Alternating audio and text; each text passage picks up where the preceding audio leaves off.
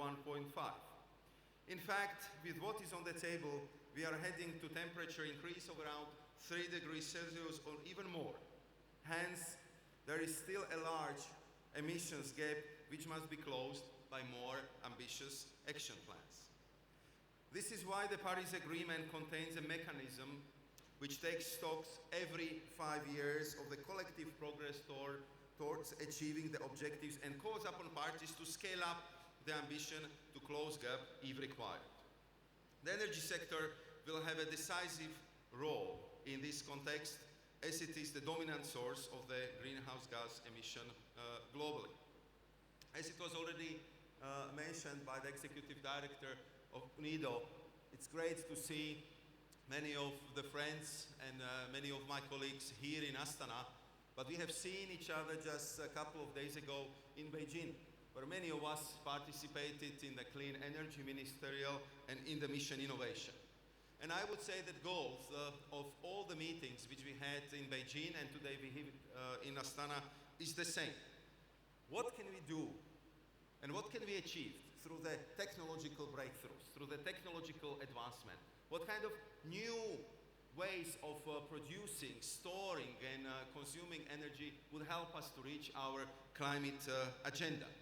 And I think it was quite clear from our discussion there, and I'm very much looking for our discussion here today, but also to see some of the new technologies on the side of this beautiful expo park about how we can integrate better renewables.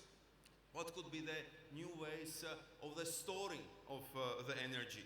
What can we do in the field of carbon capture and storage and carbon capture and use technologies, which I have to say has been mentioned by every single delegation during our discussions in Beijing. And I think that we have to have this discussion and we have to have this sharpened focus on all these technologies, because the current and the coming years are crucial for the international climate negotiations. There we will see if we are heading in the right direction.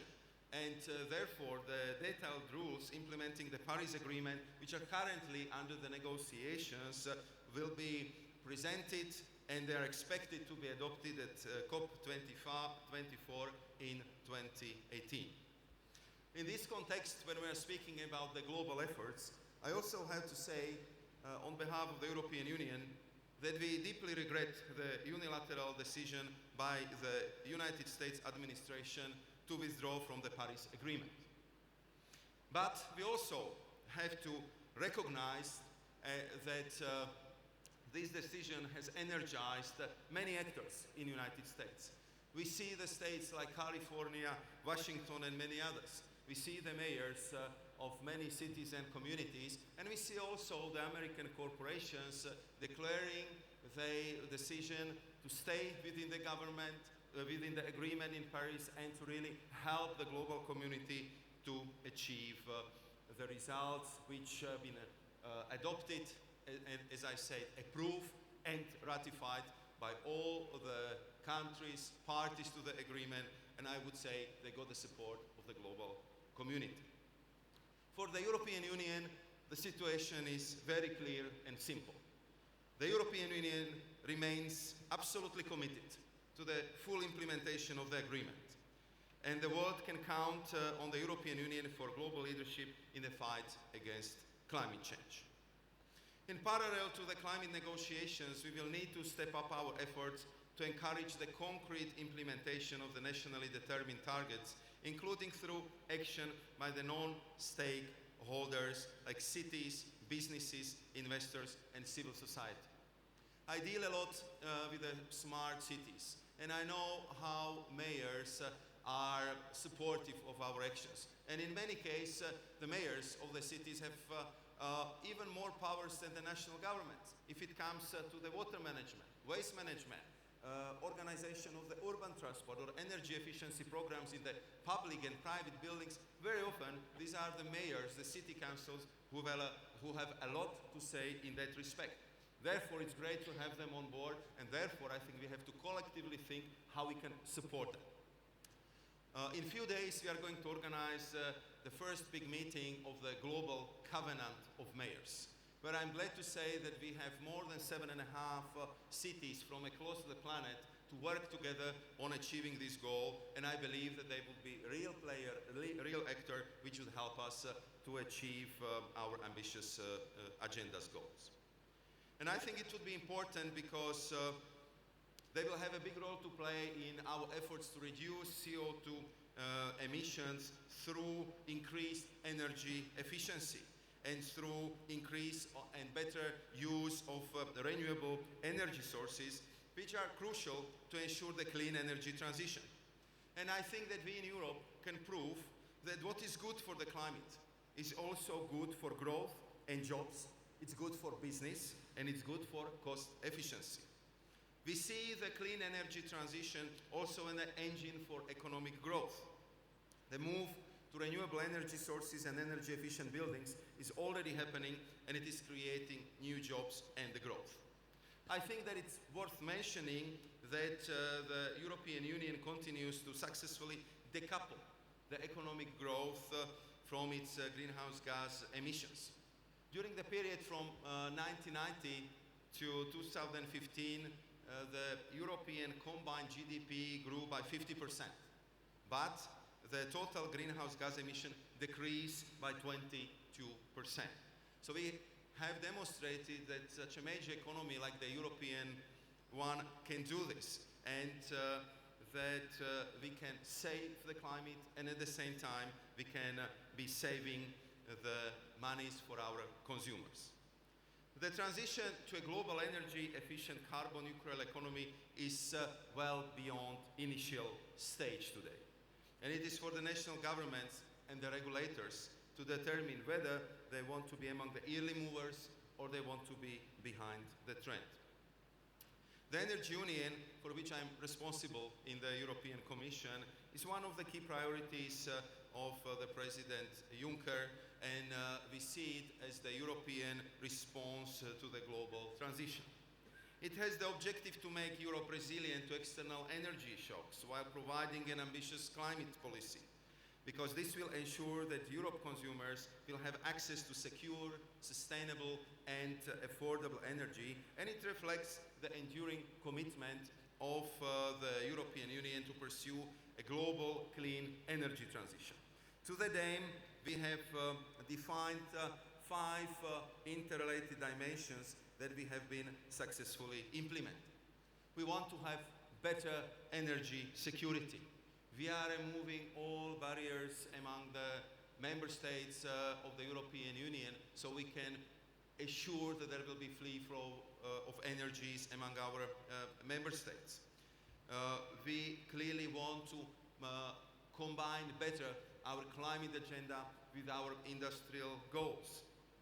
We are transforming not only our energy sectors, but also our transport, our agriculture, and we are paying a lot of attention to increase energy efficiency, but not only in the buildings, but also in our energy-intensive industry.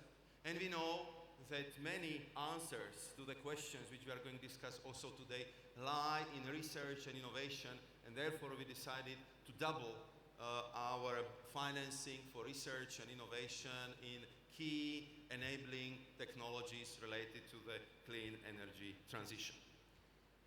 I want to underline also another very important fact, that for us the Energy Union is not an inward-looking project. I said it many times that the borders of the Energy Union go well beyond the borders of Europe. Because for us the external dimension is a key component of these 5 dimensions. And we strive to work with our partners and neighbors to enhance security of supply, reduce greenhouse gas emissions, and ensure affordable energy. And this entails both the integration of physical infrastructures as well as the harmonization of the rules and standards. In particular, the European Union can offer its expertise in a wide range of sectors, namely market integration, renewable energy, energy efficiency, storage, and innovative energy technologies. International cooperation in the energy field is gathering pace.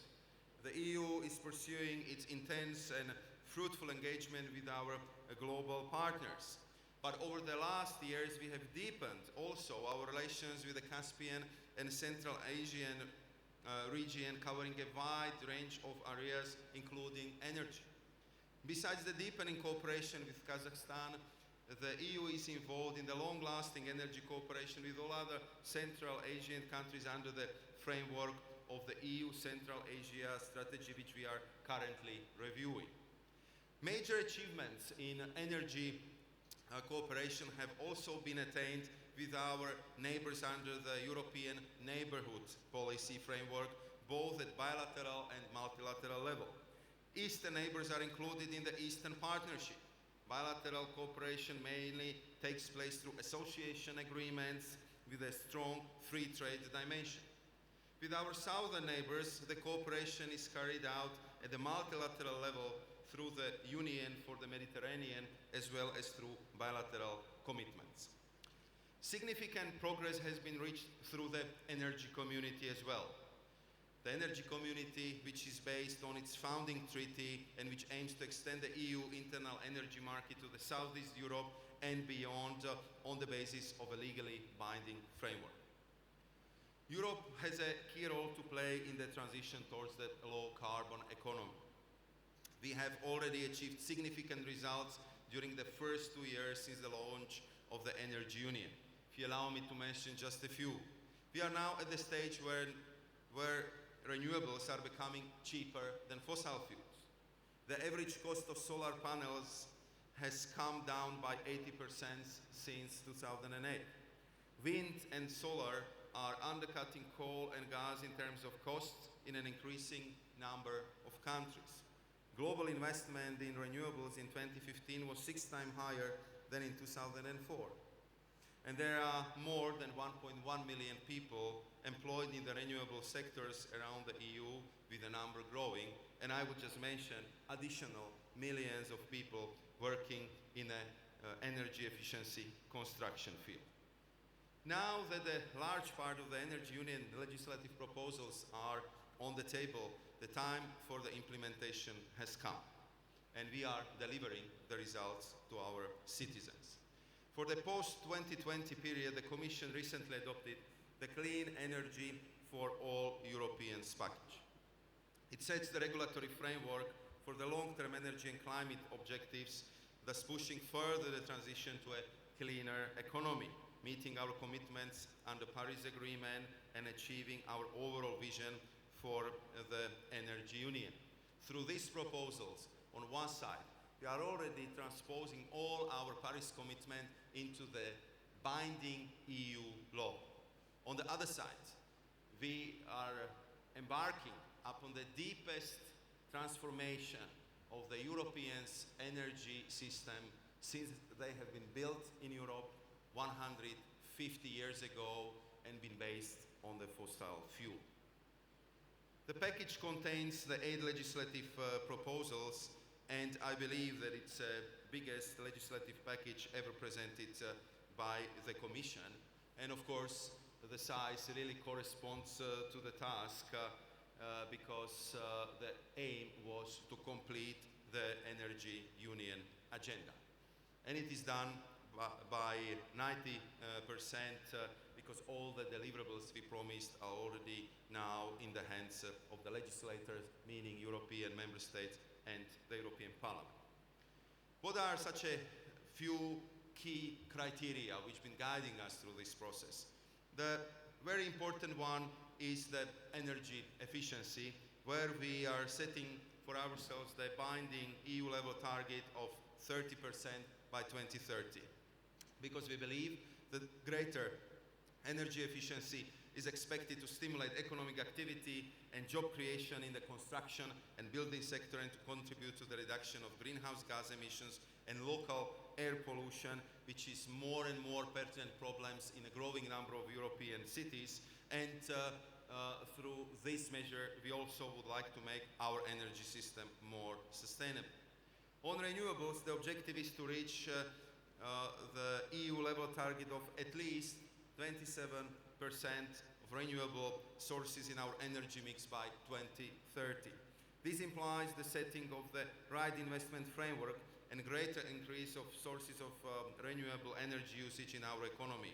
And in this context, proposal to overhaul the EU electricity market, the new electricity market design, has been also tabled in order to support the better integration of renewables into the energy system and the strengthening of the market price signals. The package that we have tabled will provide the stable regulatory framework we need to deliver a more efficient, market-oriented and integrated energy sector. This in turn will stimulate further investments, bringing innovation, new jobs and boosting Europe's competitiveness. To sum up, for achieving a low carbon and sustainable energy mix, both the climate change and the energy perspective are instrumental. The EU is on the edge of this process, that is ensuring secure, sustainable and affordable energy. To this end, we reiterate our willingness to cooperate with international partners and share our expertise and the best practices to pursue this common goal. Not only will this commitment stimulate investment, job creation and economic boost, but it will also energize and modernize the European economy. And I believe that it will also have a positive repercussions beyond European borders, involving all our international partners. Before I conclude, let me applaud once again the work of Kazakh government on the Ministerial declaration. I welcome the regional and cooperative approach which draw it and take note of its content with appreciations. And finally, I also would like to thank the UNEC for its result-oriented and focused approach of reducing greenhouse gas emissions through standardization in the field of sustainable energy. And I just would like to say to my colleague Olga that there is a lot of work to be done, not only in the energy field, but definitely in a sustainable transport as well. And I want to say that I'm very much looking forward to it because we share the same objective as we expressed in the EU 2030 Climate and Energy Framework, the Energy Union Strategy and the Paris Agreement. We would therefore like to maintain our efficient and pragmatic approach in our cooperation with the UNEC. Ladies and gentlemen, dear colleagues, dear friends, I think that what we have seen in that video just minutes ago, it's quite clear that energy has a green future. And I really would like to conclude by thanking once again for all your contributions to Astana 27 Expo, which illustrates how green the future could be. And I would like to thank the organizers, the Kazakh government, for providing us such an excellent occasion and beautiful settings where we can have these deliberations. Thank you very much.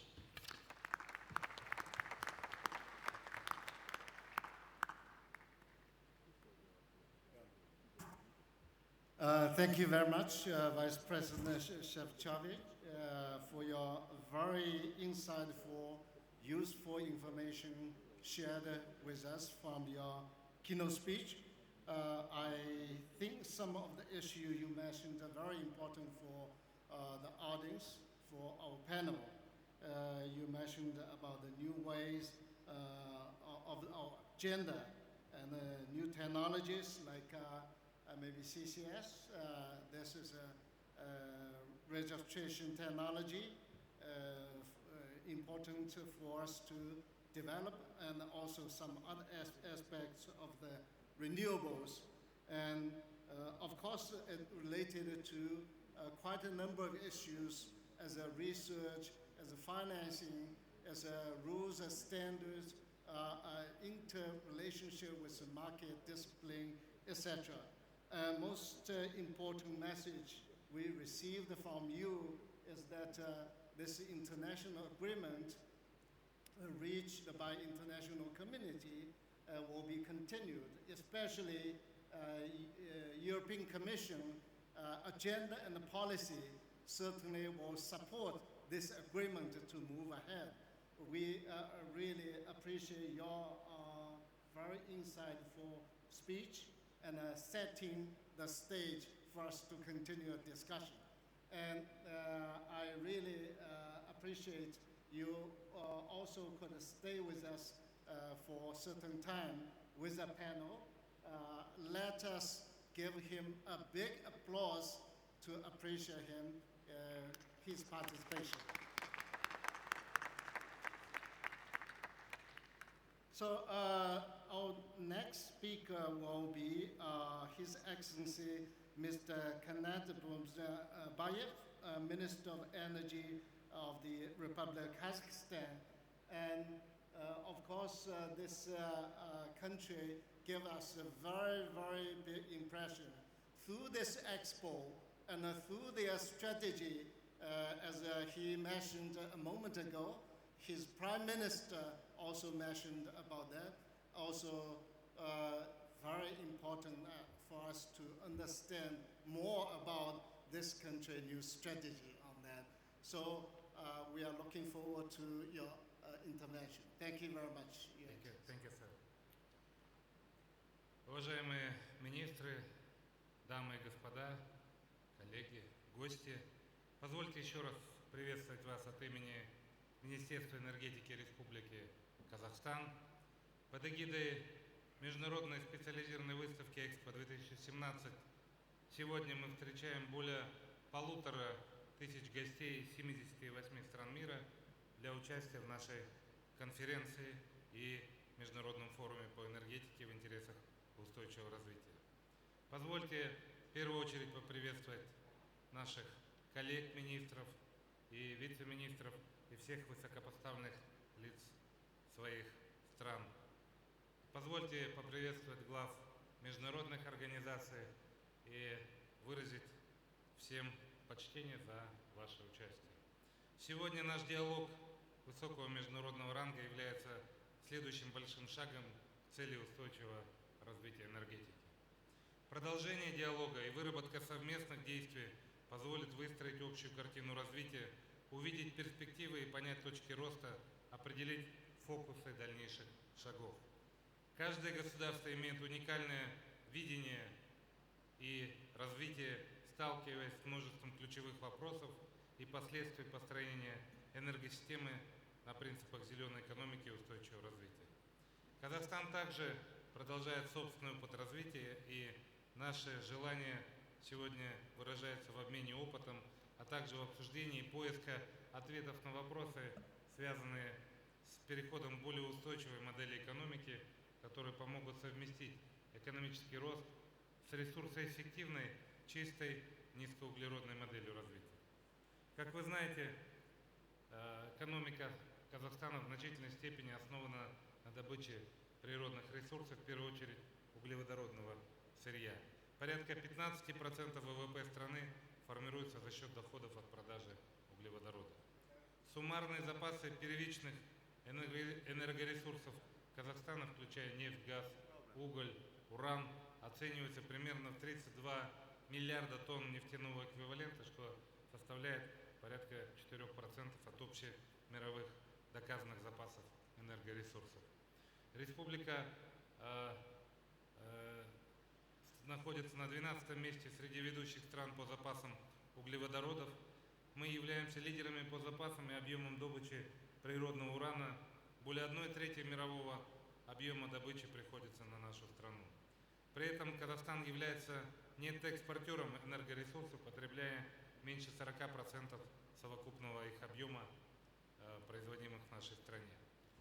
Экономика отличается сравнительно высокой энергоемкостью со странами со схожими структурами экономик и климатическими условиями. Для производства 1 миллиона долларов США ВВП страны требуется более 400 тонн нефтяного эквивалента. И вот в этих задачах, вот в этих условиях высокоуглеродного развития мы ставим перед собой амбициозные задачи.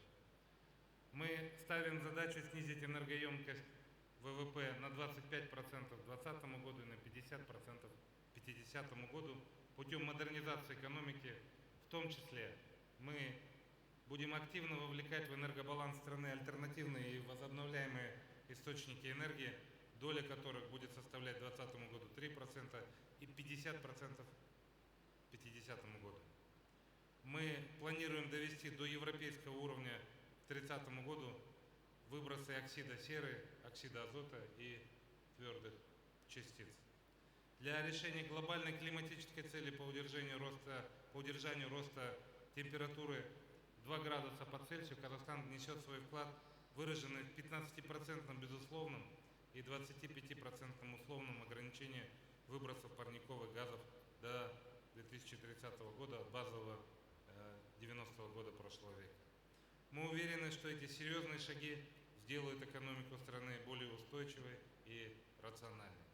Исходя из вызовов, стоящих перед страной, понимая необходимость двигаться вперед по пути энергетической трансформации экономики, президентом страны определен политический курс и четкие ориентиры на построение устойчивой и эффективной модели экономики, которые внедрены в основные программные документы страны. Это и стратегия развития Казахстана до 2050 года, это концепция по переходу страны к зеленой экономике. Приняв стратегию, мы также принимаем ответственность и осознаем обязательства в рамках международных экологических соглашений. В региональном контексте Казахстан позиционирует себя как надежный и ответственный участник системы обеспечения энергобезопасности, призывающий к устойчивому и стабильному экономическому и политическому развитию. Продвигая программу партнерства «Зеленый мост», мы объединили усилия и интересы представителей 15 стран и 16 неправительственных международных организаций для стимулирования зеленого экономического роста. В рамках нынешнего Экспо будет проведен международный форум «Программа партнерства «Зеленый мост», на котором будут обсуждаться механизмы реализации Парижского соглашения, особенно в свете последних заявлений некоторых крупных стран. Для уверенного роста программы на базе Экспо создается Международный центр зеленых технологий, который призван решать задачи трансформации энергосектора, перехода к зеленому бизнесу, трансферту и адаптации зеленых технологий, лучших практик развития зеленых финансов. Это станет достойным продолжением опыта Экспо. Благодаря Экспо 2017 мы уверены, что мир получит новый импульс и позволит сделать достаточный рывок, беря на вооружение наследие Экспо. Объединить под одним лозунгом более 100 стран, собрать картину будущего, обсудить проблемы доступа к зеленой энергии, цены энергии для всех, энергоэффективного образа деятельности – вот основные вопросы повестки Экспо 2017. Наша страна представила для мира свои разработки, и мы назвали это «Созидательная энергия», потому что это технологии новых источников возобновляемой энергетики, системы хранения энергии, снижение отрицательного воздействия на окружающую среду, и мы продемонстрируем готовность Казахстана к развитию зеленой экономики. Для мирового научного сообщества презентована установка единственного в мире материаловедческого термоядерного реактора «Токамак». Ряд стран уже проявили интерес к научному сотрудничеству, и мы думаем, что сегодня будут подписаны необходимые документы. Уважаемые министры, участники конференции, в центре внимания сегодня вызовы и перспективы целей устойчивого развития, статус регионального сотрудничества, вопросы энергобезопасности, баланс традиционной и возобновляемой энергетики, роль традиционных энергоресурсов и новых альтернативных источников энергии, сценарии развития энергетики до 30 года и далее. Какие приоритеты важны при стремлении страны к экономическому росту, но при условии сокращения выбросов и успешного перехода к зеленой экономике? Призываю всех вас сегодня к активному диалогу на нашей площадке. Желаю всем нам плодотворной работы. Спасибо за внимание.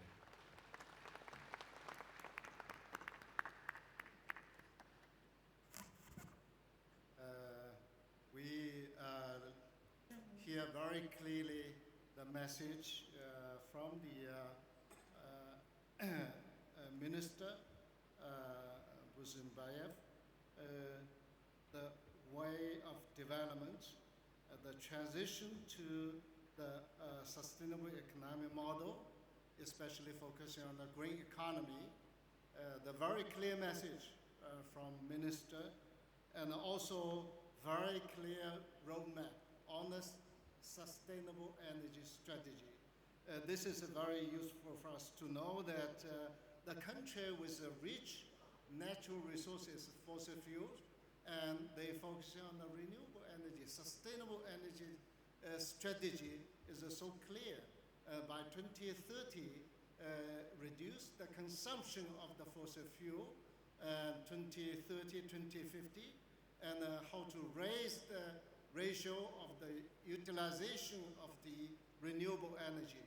And I really appreciate his final message, act together, work together towards this global agenda. And now let me invite Minister of Energy of Russian Federation, His Excellency Alexander Novak, for his presentation. You either sit there or to the podium, whichever is convenient for you. Thank you, Your Excellency.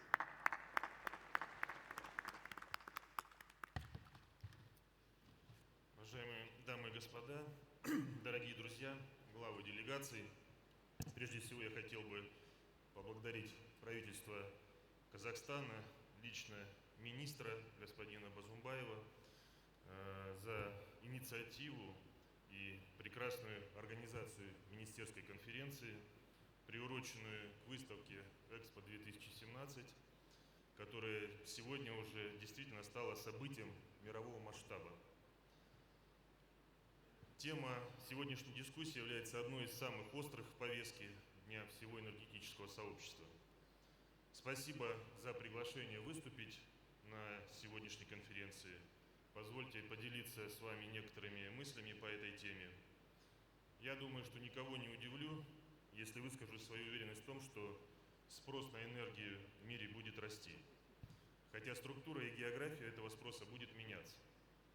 Конечно, растущая энергоэффективность, возобновляемые источники энергии, все это приведет к падению темпа увеличения спроса, но мы все равно можем рассчитывать на прирост энергопотребления более чем на 30% в течение следующих 20 лет. Мы стоим перед вызовом, которым является обеспечение устойчивого, чистого, а главное доступного и экономически обоснованного предложения энергии. Нужен здоровый баланс между этими факторами. С одной стороны, перед нами стоят климатические задачи и очищение энергетики, а с другой стороны, не менее важный вызов по обеспечению вовлеченности развивающихся экономик для сохранения их конкурентоспособности во все более технологичном мире. Сегодня этого можно достичь только за счет взвешенного энергобаланса, основой которого в обозримом будущем останется углеводородное топливо.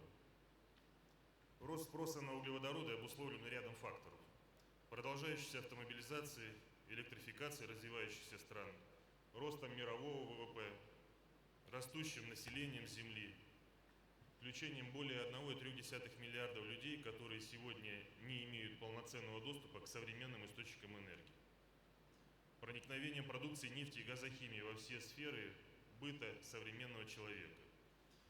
Несмотря на сокращение доли углеводородов в энергобалансе с 85% до 77%, в абсолютных цифрах мы ожидаем увеличения потребления к 2035 году на 15-20%.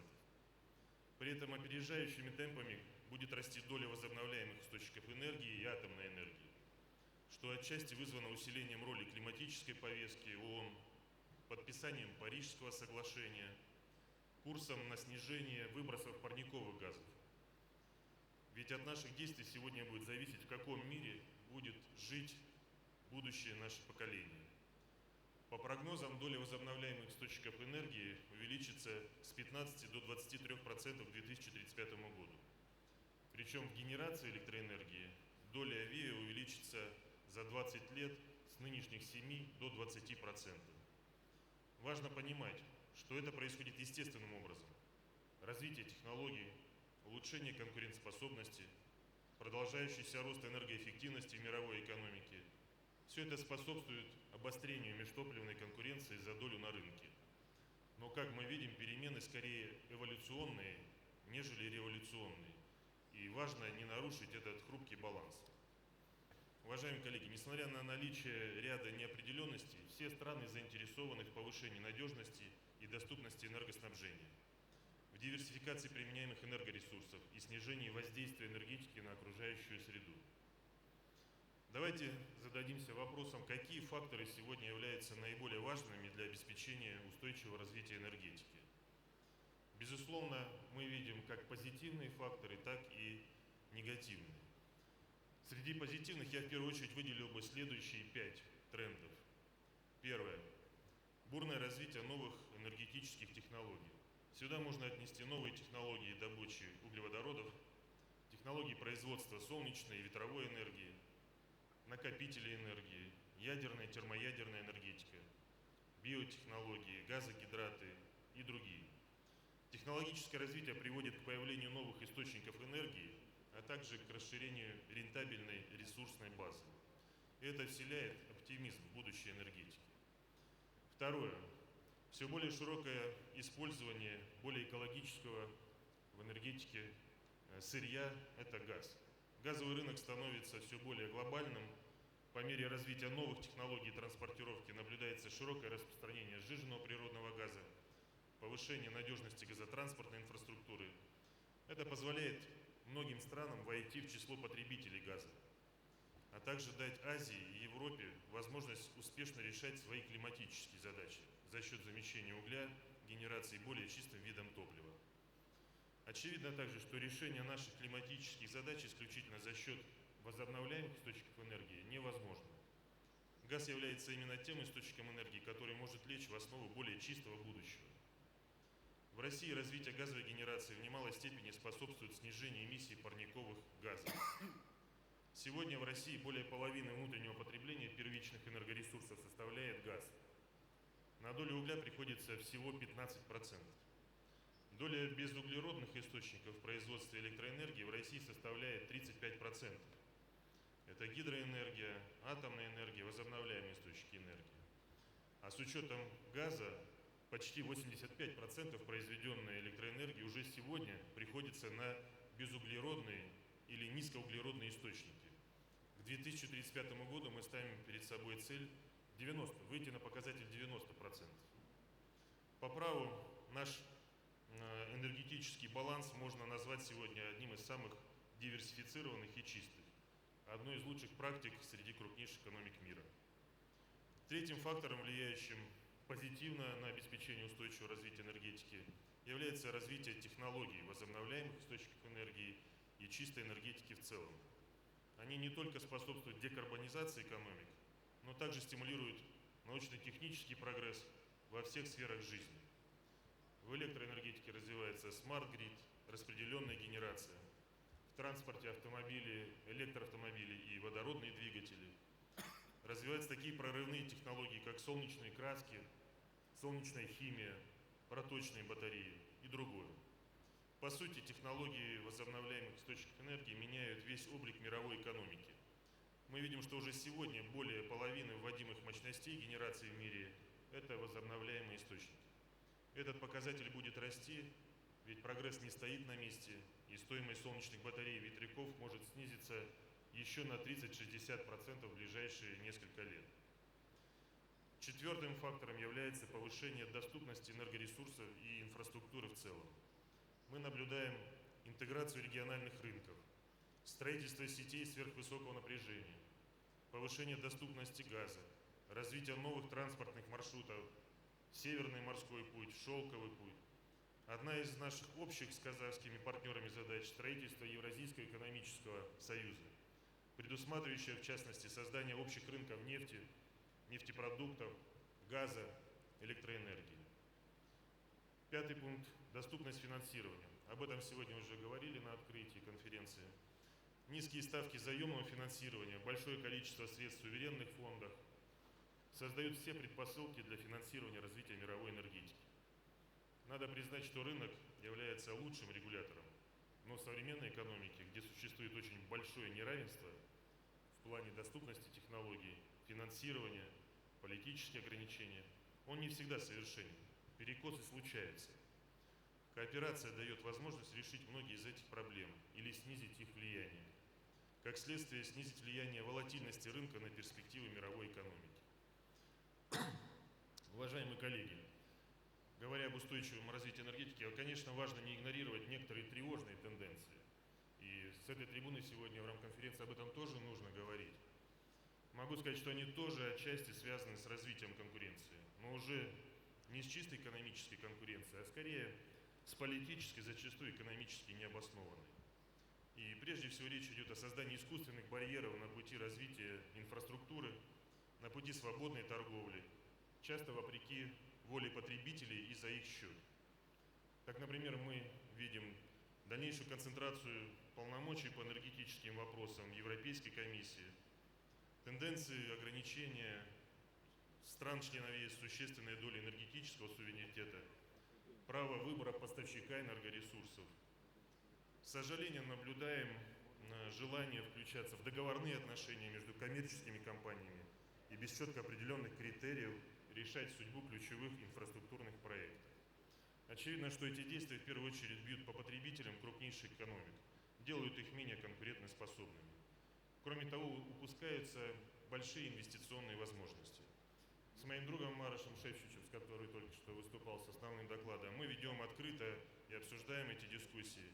Надеемся также на конструктивный и дальнейший диалог наш энергетический.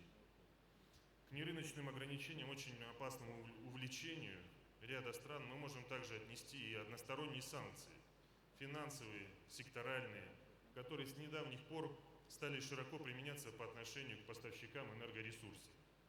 Усиление влияния геополитики на энергетику, безусловно, негативно влияет на обеспечение устойчивой энергетики. Еще один тренд, создающий нерыночные перекосы в энергобалансе, это очевидные нерыночные преференции и отдельным источникам энергии, ограничения на развитие мирного атома. Несмотря на свою экологичность и важность, Россия тоже активно участвует, поддерживает развитие возобновляемых источников энергии.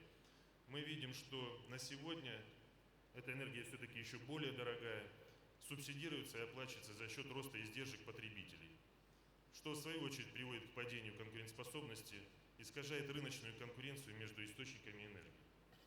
Также очевидно, что и без развития атомной энергетики решить задачу обеспечения устойчивого развития энергетики невозможно.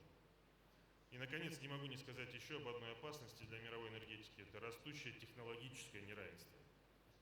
Негативно влияет на конкурентоспособность стран, на равномерность развития, делает невозможным разработку собственного энергетического потенциала без привлечения традиционных лидеров.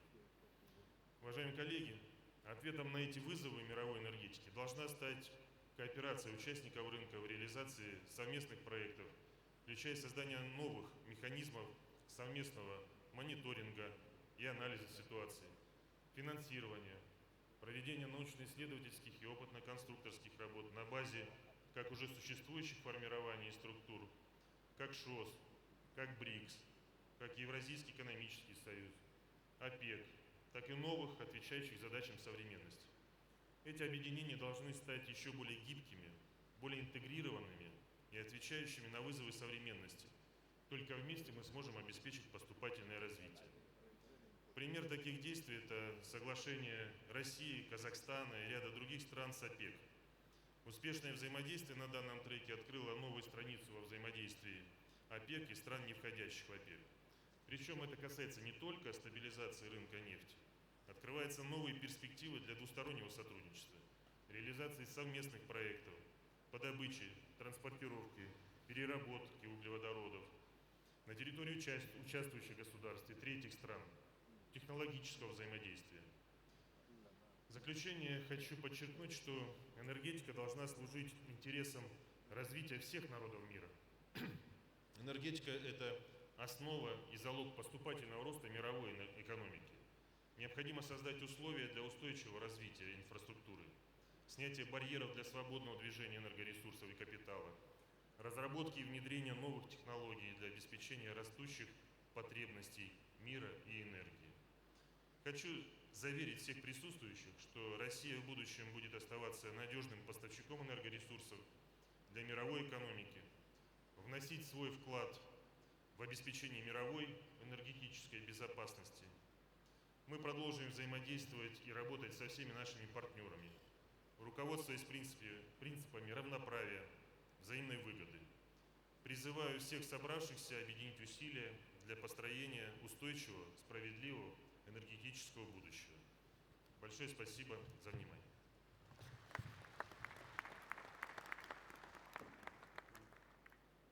Thank you very much, Your Excellency. I listened very carefully your message about the energy strategy in your country, the energy balance, and some of the important message we heard is that very constructive and also very useful for us to share the technical point and also the renewable energy utilization. Also important thing is that you really look at the government function and the regulations, the government and market, how to play the role, make the energy, especially renewable energy, more affordable. Some other sources of energy you mentioned is nuclear energy. That is also very important for international community to think about that. Energy mix still is an important issue at the current stage. We cannot get rid of all the fossil fuel, other sources of energy. So it's very clear for us to understand your national strategy. The final message from you is very encouraging, your assurance to work on the energy issue with the global community. This is a very positive message. When we meet some of the challenge about the Paris Agreement, global challenge as well. So thank you very much. Now let me invite Minister of Energy, Industry and Mineral Resources of Saudi Arabia. And of course, Saudi Arabia, I visited twice already. This country with a very rich fossil fuel, but it really focusing on the energy strategy, sustainable energy. I learned from government, but today we will hear directly from the minister his message about the strategy of this important country. Yeah, please, Your Excellency.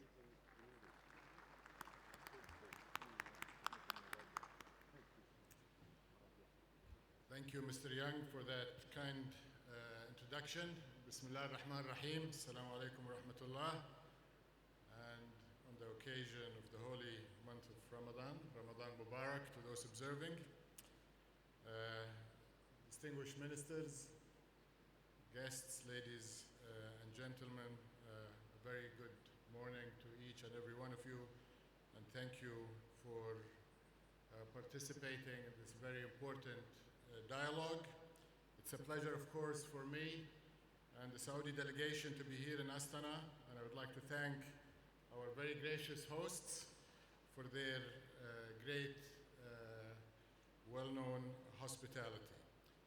The well-deserved choice of Astana to host Expo 2017, of course, is an apt recognition of Kazakhstan's development achievements, tremendous achievements in the last 25 years since its independence, as well as its future potential. I want to congratulate the government and the organizers for selecting the theme of future energy, considering the criticality of the subject for the future prosperity of all people and our planet. Throughout my remarks, there are probably 4 key principles that I would like to emphasize. One, as we address sustainable energy for all and sustainability in the long term, we have to focus on inclusiveness. Inclusiveness for all people, but also, as I will illustrate, inclusiveness for all energy sources. Also, flexibility. We have to be agile and adjust as conditions change. And nobody can claim to be able to predict what the future will bring. Also, affordability. For all means for every human existing and to be added to our population in the future, and we have to make sure that they can afford all of the solutions that we're prescribing. Fourth, and probably foremost, is we have to focus on technology and innovation as we seek the solutions that will face the dilemma of sustainability, affordability, and access to development by all. Meeting rising global energy demand, of course, is going to be central to the future of energy and the sustainability challenge. That demand, as illustrated by a number of speakers, will be driven in large by demographics, economics, and urbanization. By 2050, there will be some 2 billion additional energy consumers in the planet, while living standards will continue to rise across much of the developing world. That means more homes and appliances, additional heating and cooling needs, more miles traveled with more vehicles on the roads and planes in the air, increased industrial activity to produce more consumer goods, and increased commercial activities to deliver more materials, products, and services to drive continued economic growth around the world. So despite our efforts to improve energy efficiency, which of course we will continue to do, we can say with certainty that global energy demand will continue to rise in the decades to come. It is encouraging to note that while over the next quarter century, the global economy is expected to more than double in size, energy demand is likely to grow by only 1/3, thanks to less energy intensity and improved efficiency, and a rising share of services in the global GDP. To put that in context, however, that 1/3 is not insignificant. It is more than the total petroleum being consumed around the world today. Another given is the ongoing energy transformation, driven by environmental pressure, technological advances, policy frameworks, and societal desires. World energy has been evolving since the earliest days of mankind. It's nothing new, and this will continue. But we must recognize that this is a generational phenomenon and not something that happens overnight. We don't have a switch that we can turn on to achieve this transformation. Ladies and gentlemen, bear with me as I try to illustrate in a historical perspective and with numbers how these transformations take place. If we examine the past century of world energy, we find that while oil and gas have both gained market share at coal's expense, coal itself is still growing in absolute terms, simply because the size of the pie, or total energy demand, has continued to increase, which I just illustrated will continue to grow in the future. Consider that in the early 1900s, coal commanded almost 90% of the world's energy mix. Oil and gas back then were quite insignificant. But the amount of coal produced was only about 20 million tons of oil equivalent per year. Midway through the last century, coal's share had dropped to just over 50%, but the quantity of coal consumed has increased 50-fold, or close to 1 billion tons of oil equivalent annually. Today, coal's share has fallen further to about 30% of total energy demand, but its absolute consumption has grown to about 4 billion tons of oil equivalent, or 4 times the level of the middle of the last century, or 200 times of the level in 1900. In oil's case, it took about 75 years for its share to peak in percentage term to 50%, accounting for 2.8 billion tons per year. But while oil's slice of the pie has declined to about 31%, the amount of oil produced annually now stands at about 5 billion tons, an increase of more than 2 billion tons over its peak share. There is a similar story, of course, for gas. So while their shares have waxed and waned over time, all three sources of fossil fuels remain dominant energy sources, together accounting for about 85% of total energy supplies. Now, we're entering the transition from fossil fuels to renewables. And while alternatives are set to grow, and we indeed want them to grow, they must overcome a range of challenges, from the intermittent nature of renewables and the need for large electricity storage, grid-level storage, to the performance, cost, and consumer acceptance hurdles faced by electric vehicles. It is vital that these challenges are tackled on a priority basis, recognizing that the enormous global energy infrastructure must also be transformed over time.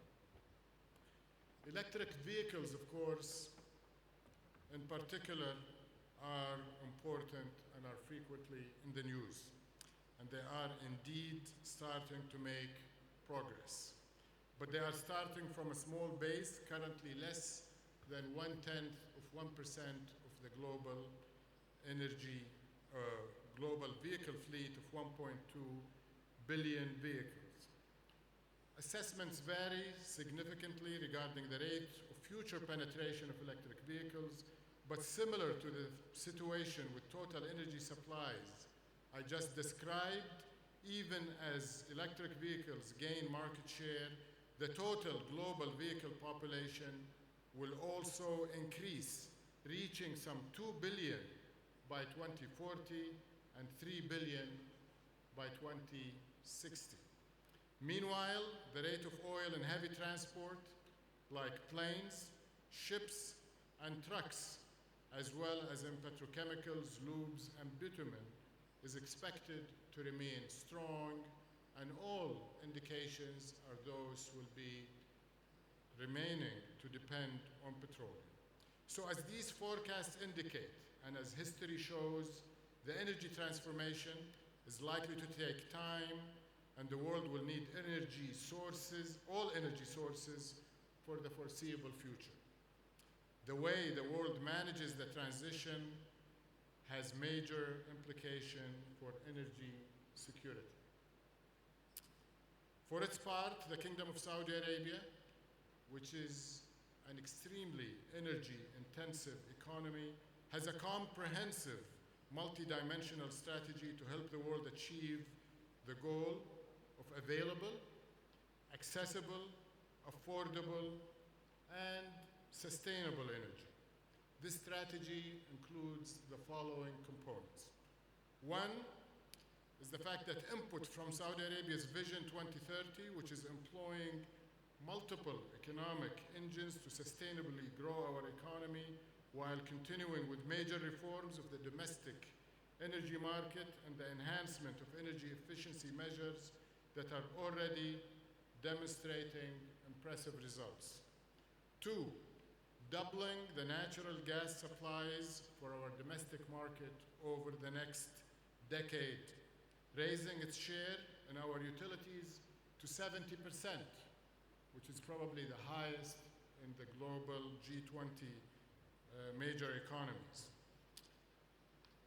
Third, joint research with auto manufacturers targeting the ultra-clean engine fuel systems of the future, which will achieve the energy efficiencies in conventional fueled vehicles.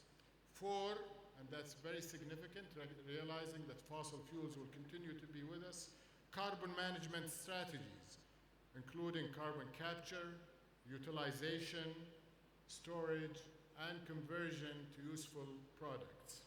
And finally, turning Saudi Arabia into a global renewable leader with massive investments in research and development, our grid, as well as our initial phase of about 10 gigawatts of electricity, which is about 10% of the nation's power from renewables in the next 6 years alone.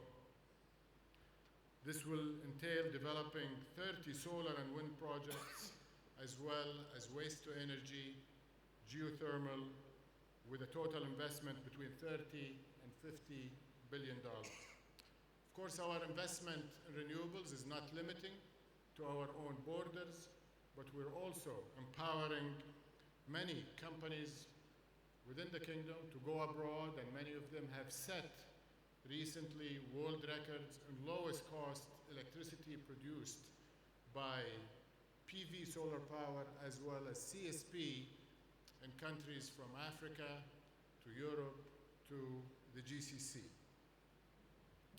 Of course, we know, as I mentioned, that oil will continue to be the key barometer of energy markets around the world, and the kingdom will remain a major player in the oil sector.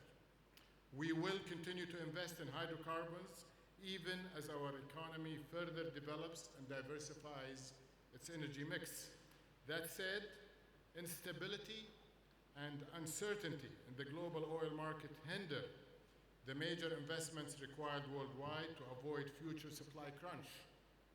In fact, some $1 trillion of global upstream capital expenditures, including exploration spending, have been deferred or canceled since 2005 after the downturn of the global oil markets. The impact of those cuts is already being felt, as last year oil discoveries fell below 2.5 billion barrels, which is the lowest since the International Energy Agency began keeping records in 1950. But I believe the fundamentals of rising demand, the high demand driving season, lagging investments, a rebalanced market, and the reversal in the build of excess inventories, which we have seen over the last 4 months, and the clearly demonstrated commitment of major producers, including both OPEC and non-OPEC countries, to stabilize the market will soon assert themselves, and we will see the oil markets returning to health. In addition, we want to ensure that oil and gas remain part of the long-range solution, as I mentioned, so we're placing high priority on making oil use cleaner. As part of that effort, the Kingdom remains committed to the goals of the Paris Agreement. Let me also stress that balance, compromise, and cooperation are keys to success in meeting climate and sustainable energy goals, and it is critical that the affordability challenge I mentioned earlier facing developing nations also be addressed. So, ladies and gentlemen, let me conclude my remarks by saying that while the challenges of a sustainable energy future are considerable, the opportunities before us are also immense. I look forward to exploring both of these during our panel dialogue today, and I appreciate your attention. Thank you very much.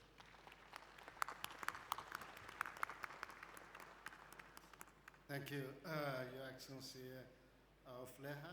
The clear message for all of us, your sustainable energy policy focus on inclusiveness and for people, for sources, for affordability, for technology, and etc.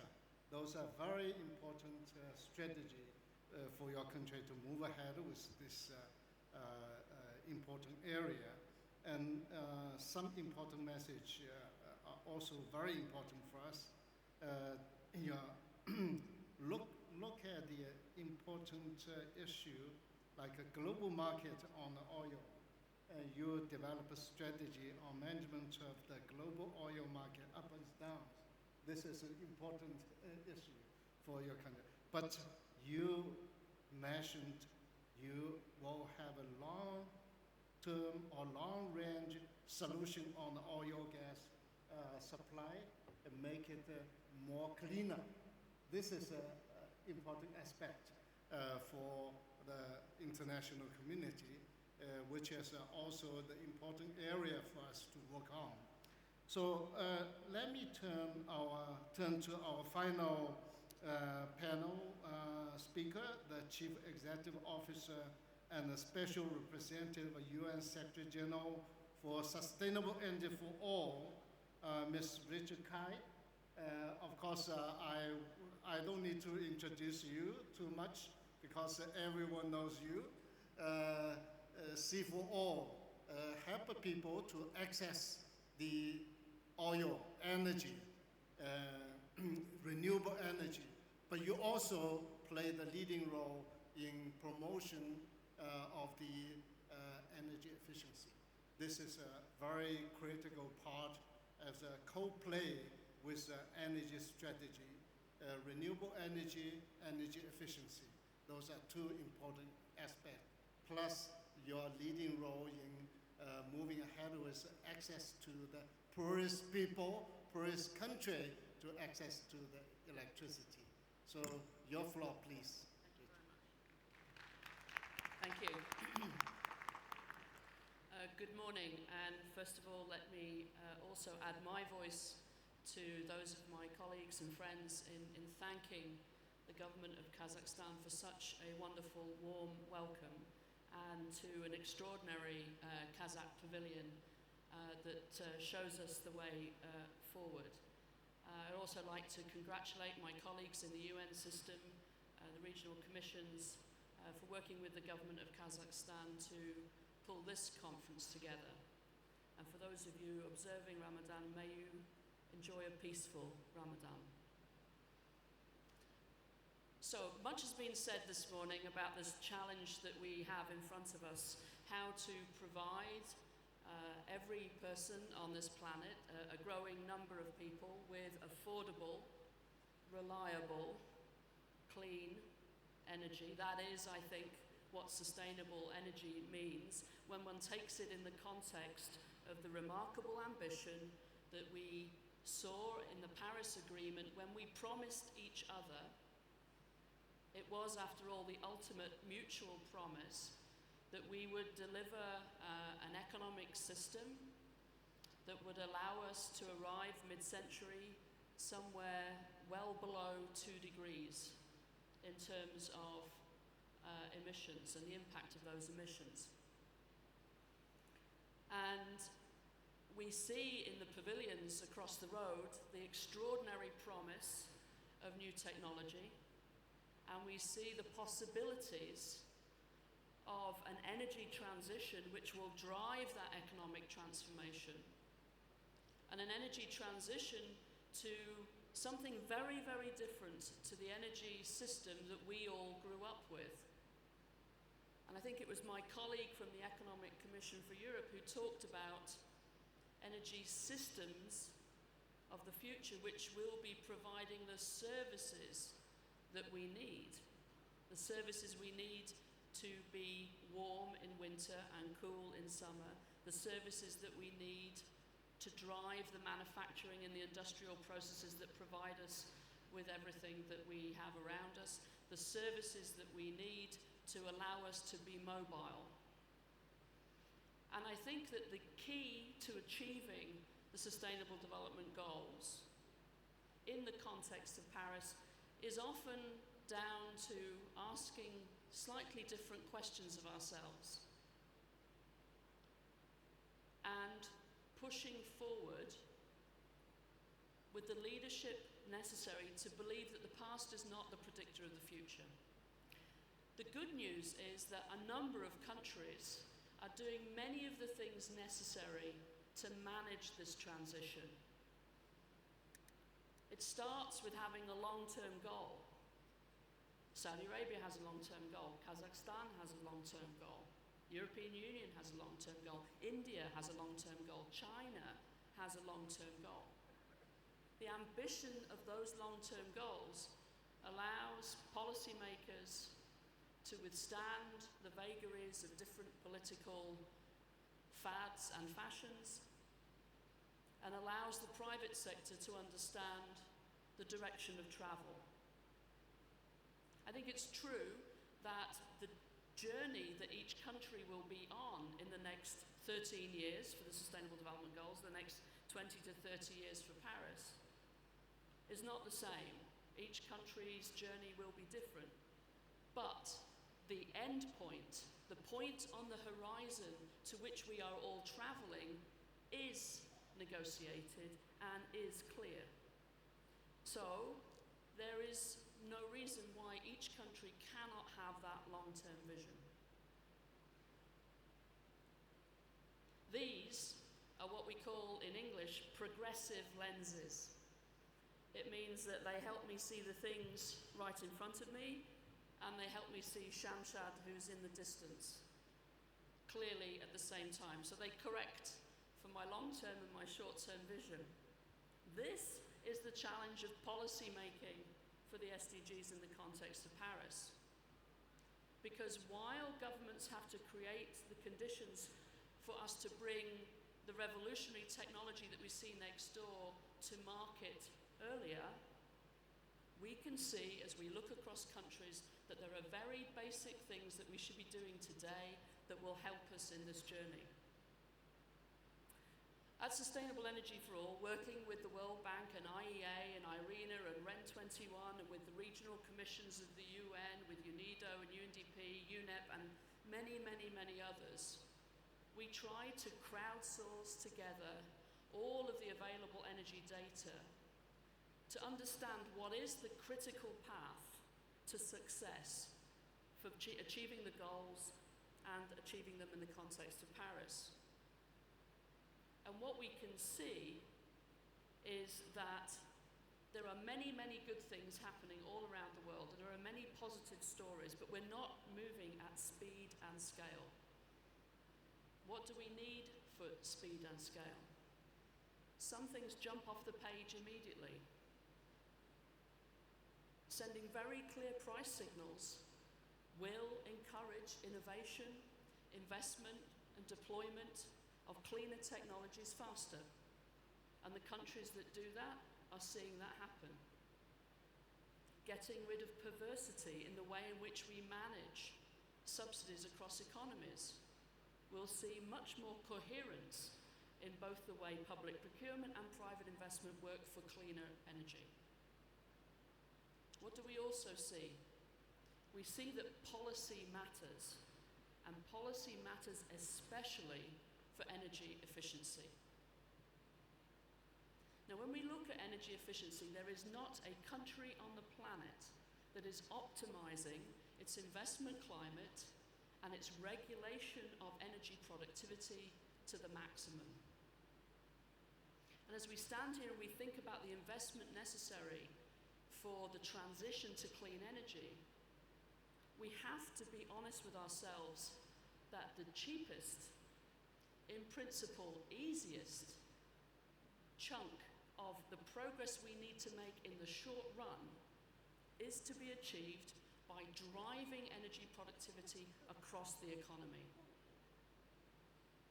Governments that set standards for industrial use, for efficiency within their own energy sector, reducing transmission losses from 40% to best practice, which is 10%. Countries that set standards for vehicles, countries that set standards for buildings, do much better, much more quickly than those who don't. This isn't rocket science like we see on the 8th floor of the Kazakh pavilion. This is stuff that somebody somewhere in the world is doing well already today. We look at the European Union. The European Union is a leader in energy efficiency, has been and will continue to be under Marash's leadership. But we can see within the European Union countries that perform at a very, very, very high level, and and countries that just get over the bar in terms of good performance. The challenge then is to take every country in the European Union and make them as good as the best in building efficiency, in transport efficiency. Again, it's not rocket science. Now, we also see that policy matters when it comes to the piece of the SDGs and the piece of Paris that we must not forget, which is the promise that we would leave no one behind. Policy matters in terms of speeding up the closing of the energy access gap for those countries that have it. And when we think of the energy access gap, we think of the least developed countries. But I have to tell you, there are pockets of lack of access in rich countries who have been pursuing austerity at the detriment of the affordability of energy. And there are remote communities, even in some of the richest countries, that don't have access to reliable, affordable energy, which is what we're talking about here. We believe that it is possible to close the energy access gap based on the evidence and the data more cheaply and more quickly than perhaps the numbers sometimes show. And the countries that are moving the quickest are doing so by embracing integrated energy systems and laying a policy framework that embraces off-grid renewable energy alongside improvement in the performance of grid-connected energy. And those countries from Kenya to Rwanda and Uganda in Africa, through to some of the advances that are being made in Mexico and Peru around clean cooking, these countries are really moving very, very fast. And then finally, of course, policy really matters when it comes to renewable energy. Laying a level playing field for renewable energy alongside other energy sources will get you more progress more quickly. You can see the comparative data on how well countries are doing in laying that policy framework for efficiency, for access, for renewable energy in something called RISE, which is an indicator set for sustainable energy produced by the World Bank under the auspices of SE for All, together with many other partners. And if you read that in conjunction with the global tracking framework on SDG 7, it leaves you with no doubt about where the pathway lies for speed and scale in progress. The final thing I want to say is that if we look at the evidence, and if we look at what's happening well and what's moving quickly around the world, there is no doubt that the energy systems, and I use the plural advisedly, the energy systems of the future are going to be decarbonised. They are going to be decentralised, and they are going to be digitalised. And the digitalisation is going to be very important because that will transform our individual experience of interacting with an energy system. And there are new challenges coming forward. We talked about the growing population. Imagine the growing population of low-income people who, because of rising temperatures in this planet and increased urbanization, need to have access to ambient temperature control, to air conditioning.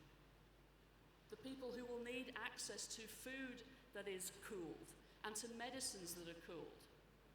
That challenge is to be able to do that without bursting through our energy demand predictions and to do it without using hydrofluorocarbons, which is a short-lived climate pollutant. Now, we can think about how enormous a challenge that is, or at Expo we can think about what an enormous opportunity it is for the countries and the businesses that are the first movers in producing super efficient cooling at affordable prices for a market of 2 to 3 billion people. And to do it not in 50 years, but to do it in 10, 15 and 20. That's the excitement of the challenge that this Expo has set for us and that this event has set for us. A decarbonised, decentralised, digitalised system, a set of systems that provide sustainable energy for all. This is doable, but it will require us to be disciplined in both our short-term focus on what we know we need to do and to be extremely bold with long-term leadership and vision, which we already see emerging for those long-term challenges for a mid-century relationship with an energy system which will be very different from anything that you or I can think of or have experienced today. Thank you. Thank you so much, Rachel. Of course, we understand the challenges facing by the countries in different continents. From your message, it is very clear.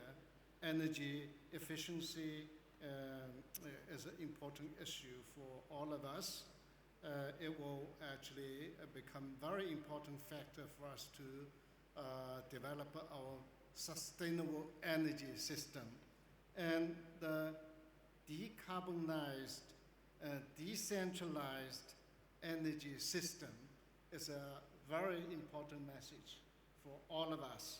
I understand, as always we discuss, we work together on many of the new initiatives, electrification, accelerators, etc. And we understand you dream, the target is that make energy affordable, make energy accessible to all the people.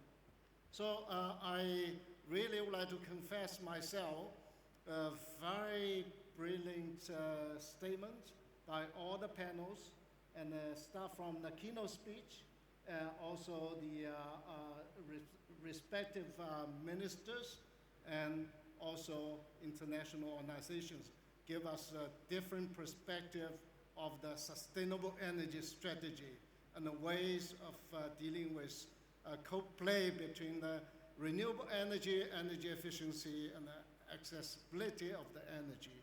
So I really would like to say we have only 20 minutes left. I have a long list of the questions here prepared, but I don't want to raise those questions because I find out my question prepared is really already answered by our keynote speaker and also some of the panel speakers. So in quick conclusion, I really would like to ask each of the panel very short question. Two factors relating to the two critical elements that in your view would need a priority attention over the next 3 to 5 years to ensure that transition to a sustainable energy future will put us on track to achieve the goals of the Paris Agreement and 2030 Development Agenda. Of course, if you could elaborate a little bit of the two critical elements, that will be appreciated. I still go ahead with sequence of the speaking role. Start from our keynote speaker. Your Excellency, please, Vice President.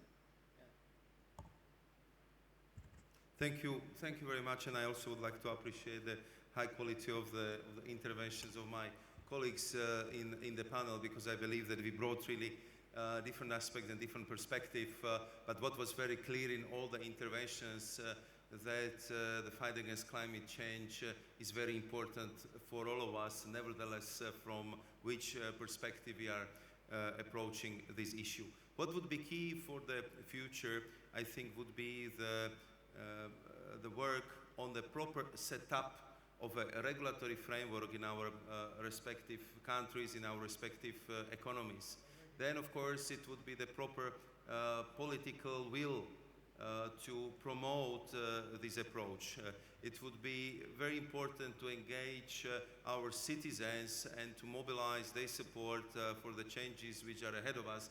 And then, of course, bringing more private sector and really restore the price signals in the energy sectors, so the best energy, more sustainable energy, cleanest energy can really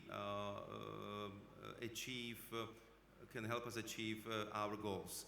As I said, I'm a strong believer in technology, and I think also our panelists My colleagues discussed it a lot today, and we see how the prices are falling, and we know that for the future we still need to resolve some crucial issues: how to store the energy, how to fight intermittency of solar and wind energy. And what I heard repeatedly in Beijing, but also in this panel, this is that we would need to achieve also the progress on carbon capture and storage, carbon capture and use, not only for the much cleaner use of coal, but also for our energy-intensive industry like cement and the steel production. So this would be my few takeaways from the excellent speeches of my colleagues at the panel. Thank you. Thank you very much. Minister, please.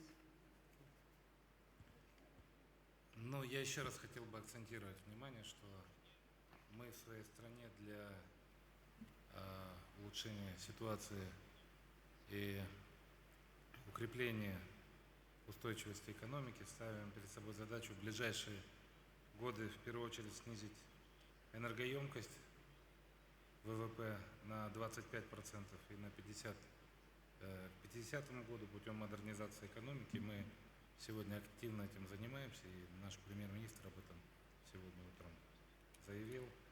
А с учетом снижения стоимости альтернативных энергоресурсов последние годы, и вот сегодня спикеры говорили, в ближайшие годы все прогнозируют, что и солнечная электроэнергия, и ветровая будут стоить значительно меньше. Мы предполагаем вовлекать в энергобаланс страны активнее альтернативные и возобновляемые источники энергии. И доля по нашим планам альтернативных источников к 30 году должна быть 10%, и к 50 50%. Но мы даже сегодня уже думаем, что 30 год, наверное, мы должны пересмотреть планы и стать более амбициозными, не 10%, а, наверное, ну, как минимум 15%. И хотел бы сказать, что если мы будем вовлекать чистые источники, естественно, что мы должны к 30 году снизить выбросы оксида серы, оксида азота, твердых частиц. Мы должны довести до европейского уровня. Также для решения глобальной климатической цели по удержанию роста температуры в пределах 2 градусов по Цельсию мы взяли на себя обязательства по условному ограничению выбросов парниковых газов на 15-25%. Мы будем шаг за шагом поэтапно к этому идти. И уже с января следующего года мы вводим в систему торговли квот на выбросы парниковых газов. Это такая первая система, которая в этом регионе Центральной Азии будет, но пока еще единственной. И мы надеемся, что на базе этой работы в следующем году мы начнем и региональное сотрудничество. Вот такие большие амбициозные задачи перед нами стоят, и мы будем двигаться к ним. Thank you so much, Minister Bozimbayev, for a very clear message about your next critical elements in your strategy. Now, I just would like to invite Minister Novak for this short intervention. Please. Спасибо большое. Ваш вопрос был связан, какие факторы, 2 фактора должны повлиять на исполнение Парижского соглашения. Мне кажется, что, безусловно, очень важный фактор – это политическая воля стран, которые подписали соответствующее Парижское соглашение. Там очень амбициозные задачи стоят. Как мы понимаем, нужно сократить выбросы СО2 на 47 гигатонн СО2, и это очень большие показатели. Конечно, в каждой стране должны быть соответствующие программы разработаны. Мы, например, в России уделяем особое внимание, привержены этому подписанному документу. 2017 год президентом Российской Федерации объявлен годом экологии, и мы в этом году проводим большое количество мероприятий, посвященных именно климатической повестке, экологической повестке. Если говорить о 2 факторах, то которые должны серьезно повлиять на достижение этих показателей. Первое, на мой взгляд, важно развитие технологий и научно-технический прогресс. И страны должны уделять этому вниманию, частные компании должны уделять внимание этому.